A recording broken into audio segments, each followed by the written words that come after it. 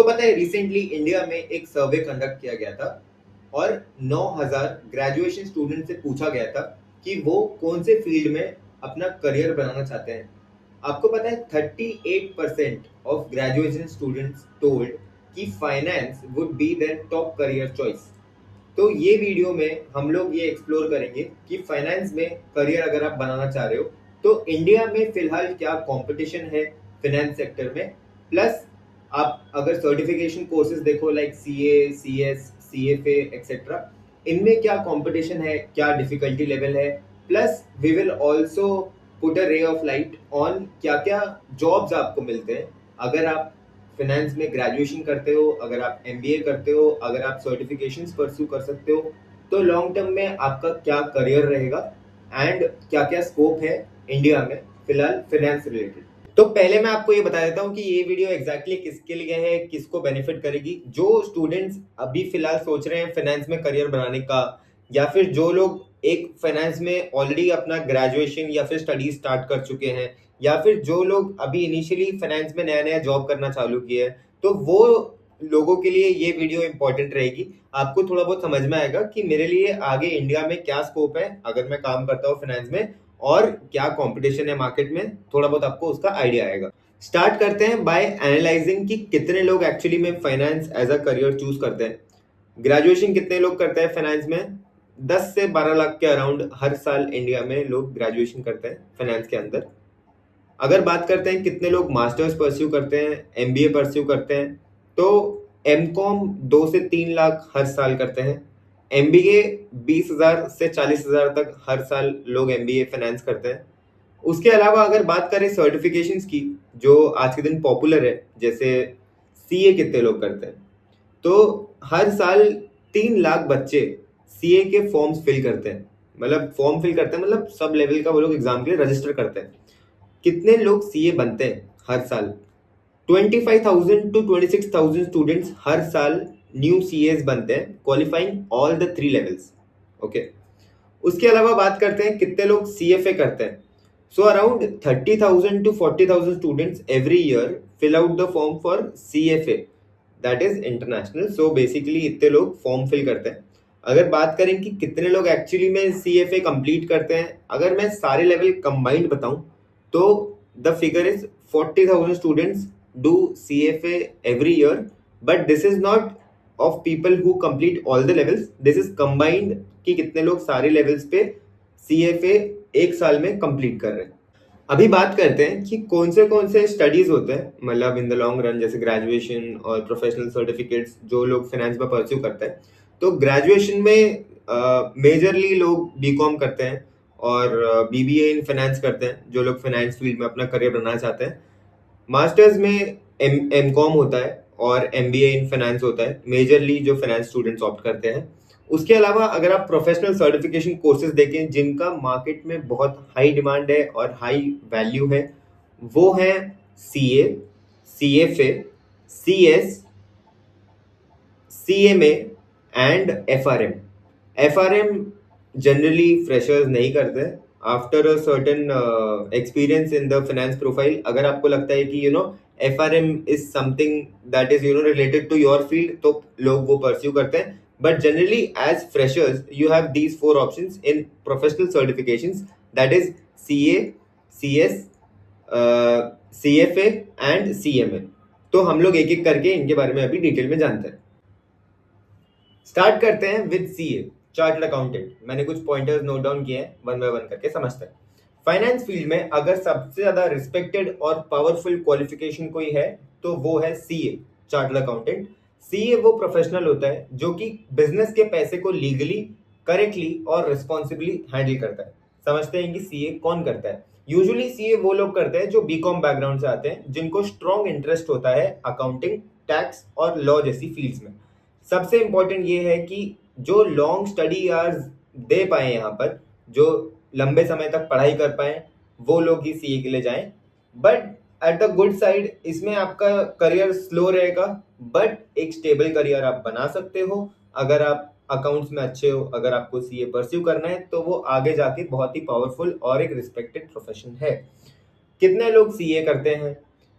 India में हर साल 10 lakh students तीनों लेवल्स के लिए अप्लाई करते हैं, फाउंडेशन, इंटर और फाइनल। 10 लाख स्टूडेंट्स, उसमें से फाइनली कितने लोग सीए बनते हैं हर साल?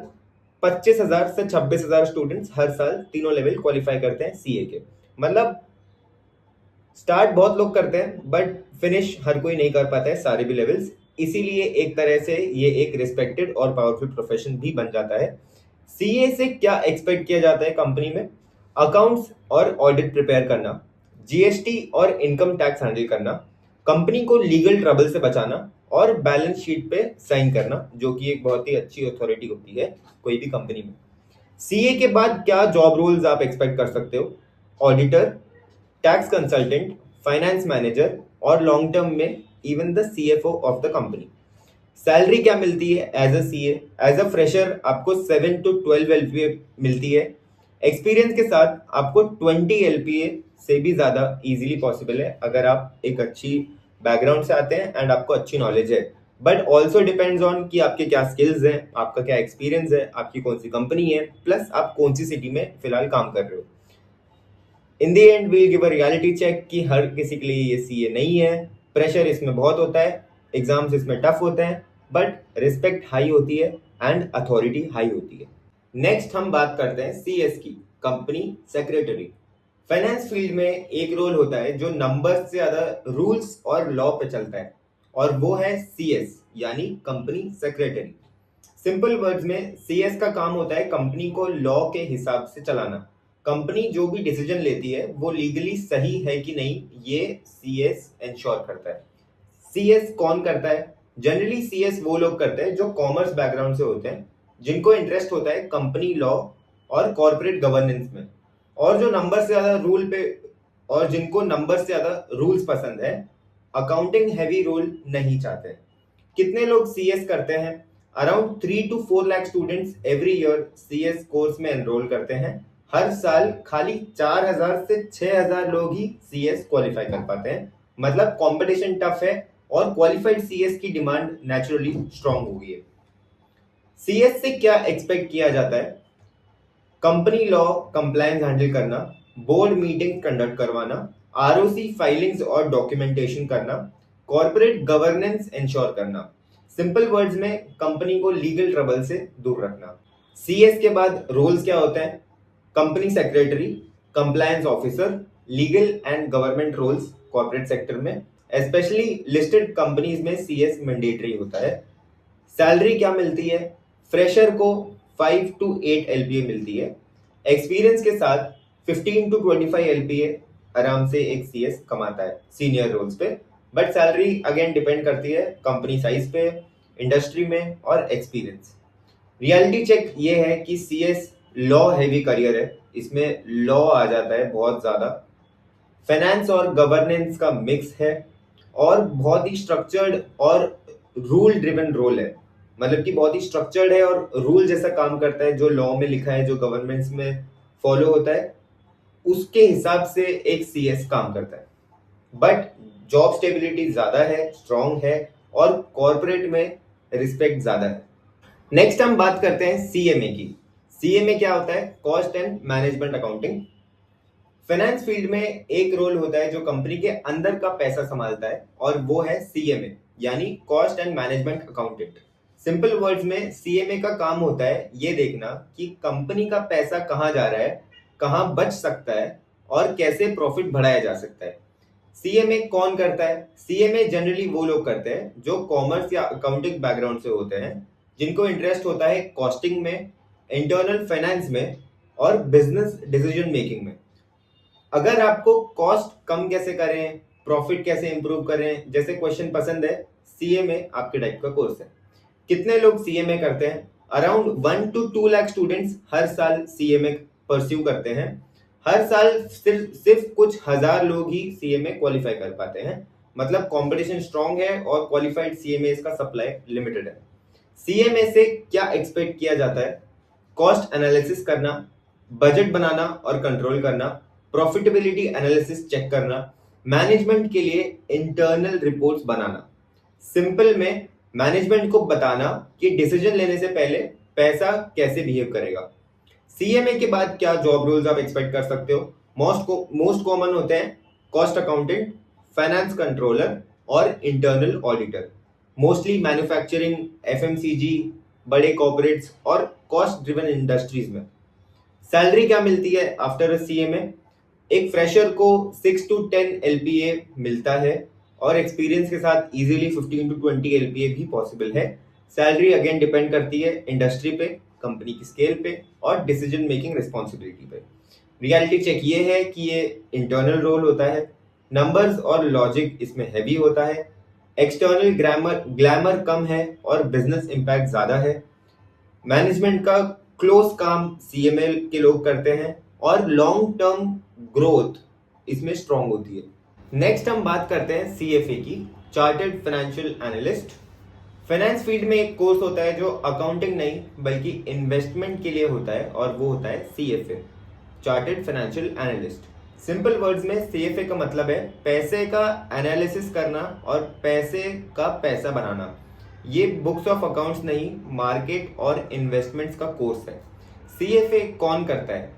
सीएफए यूजुअली वो लोग करते हैं जो फाइनेंस ग्रेजुएट्स होते हैं, जो एमबीए फाइनेंस एस्पिरेंट्स होते हैं, जो इंटरेस्ट रखते हैं स्टॉक मार्केट्स, इन्वेस्टमेंट्स, वैल्यूएशन और रिस्क एनालिसिस में। अगर आपको शेयर्स, म्यूचुअल फंड्स, पोर्टफोलियोज और मार्केट न्यूज और नंबर्स एक्साइट करते हैं तो सीएफए आपके लिए है। कितने लोग सीएफए करते हैं इंडिया में? हर साल around 40,000 Indians CFA exams attempt करते हैं। बहुत छोटा परसेंटेज ही तीनों लेवल्स क्लियर कर पाता है, इसलिए सीएफए चार्ट होल्डर्स इंडिया में काफी कम होते हैं। एंट्री टफ होती है बट क्वालिफाइड लोग रेयर होते हैं। सीएफए से क्या एक्सपेक्ट किया जाता है? एक सीएफए प्रोफेशनल से financial analysis, company valuation, portfolio management और रिस्क एनालिसिस एक्सपेक्ट किया जाता है। सिंपल वर्ड्स में बताना कि कहां इन्वेस्ट करें, कितना रिस्क लें और क्यों। सीएफए के बाद जॉब रोल्स क्या होते हैं? सीएफए के बाद सबसे ज्यादा कॉमन रोल्स हैं investment analyst, equity research analyst, portfolio manager और risk analyst. Mostly investment firms में, बैंक्स में, एसेट मैनेजमेंट कंपनीज में और वीसी कंपनीज में विद एक्सपीरियंस। सैलरी क्या एक्सपेक्ट कर सकते हो आप? सीएफए लेवल 1 के बाद 4 to 6 एलपीए, सीएफए लेवल 2 के बाद 5 to 10 LPA, CFA charter holder all levels complete 12 to 25 LPA as a starting salary. Salary depend करती है मोस्टली आपके स्किल्स पे, मार्केट एक्सपोजर पे और डिसीजन मेकिंग रोल पे। रियलिटी चेक ये है कि आपको स्ट्रॉन्ग मैथ्स होना चाहिए प्लस फाइनेंस कॉन्सेप्ट डिमांड करता है सीएफए। इजी या फास्ट कोर्स नहीं है, बहुत ही लेंदी कोर्स है और हाई सैलरी का शॉर्टकट बिल्कुल नहीं है। ये बहुत ही डेप्थ में ये कोर्स पढ़ाया जाता है। बट अगर आपको फाइनेंस जेन्युइनली पसंद है तो ये आपके लिए है और सीएफए लॉन्ग टर्म में बहुत ही पावरफुल करियर बन सकता है। नेक्स्ट हम लोग बात करते हैं एफआरएम, फाइनेंशियल रिस्क मैनेजर की। फाइनेंस फील्ड में एक कोर्स होता है जो सिर्फ एक चीज पे फोकस करता है, रिस्क, और वो है एफआरएम, फाइनेंशियल रिस्क मैनेजमेंट।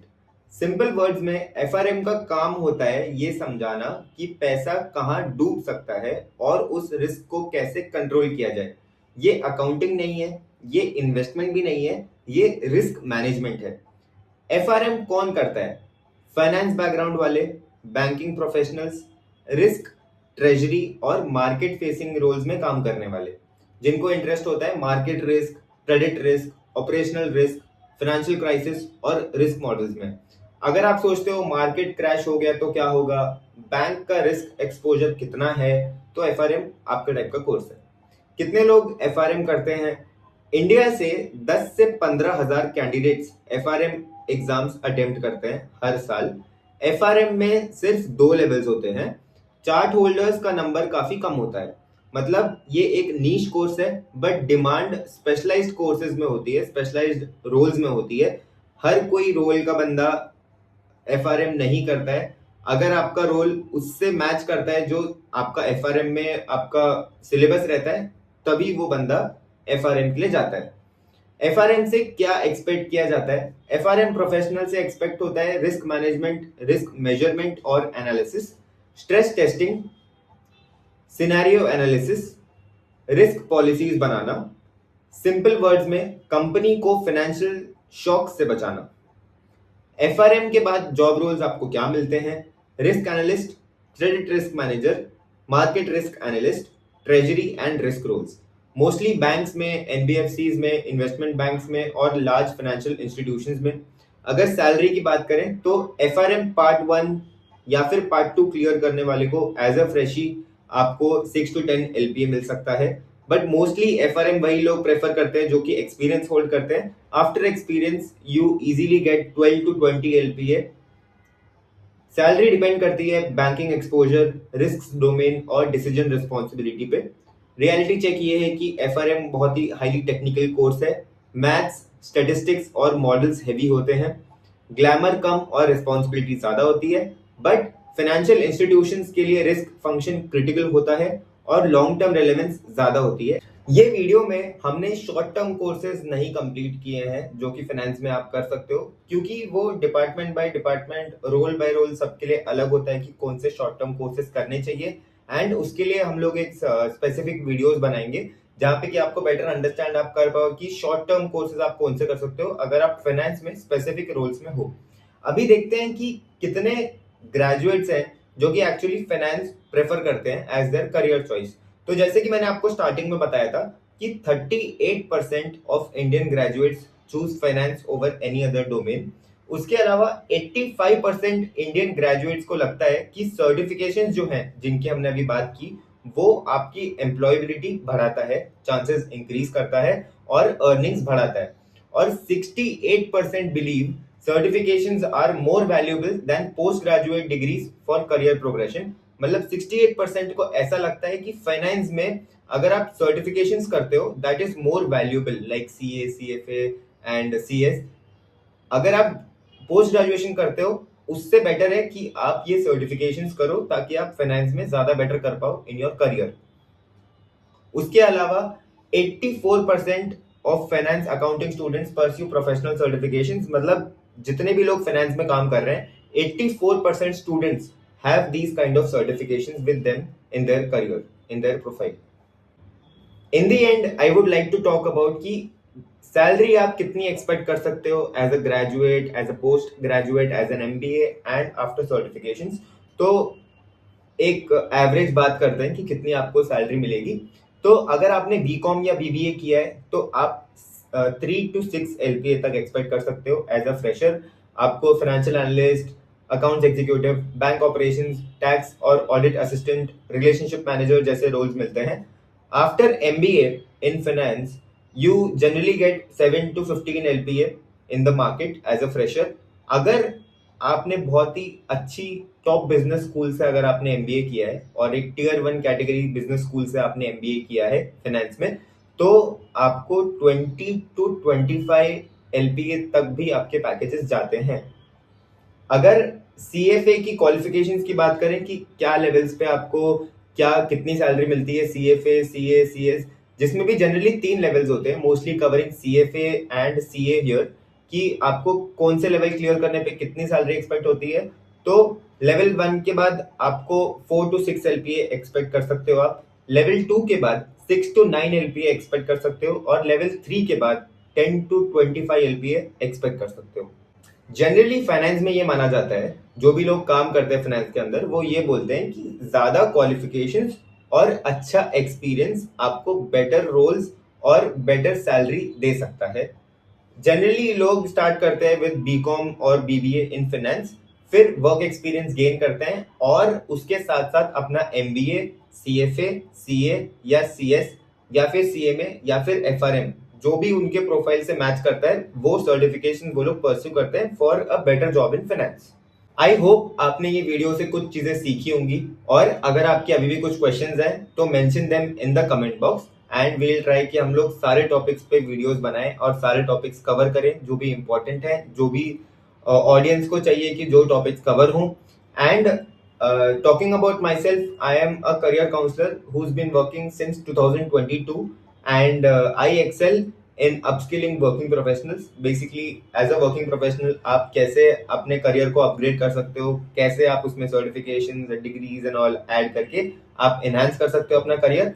आपको अगर कुछ 1-on-1 गाइडेंस चाहिए तो ये जो स्क्रीन पे नंबर दिया है इस पे आप कांटेक्ट कर सकते हो।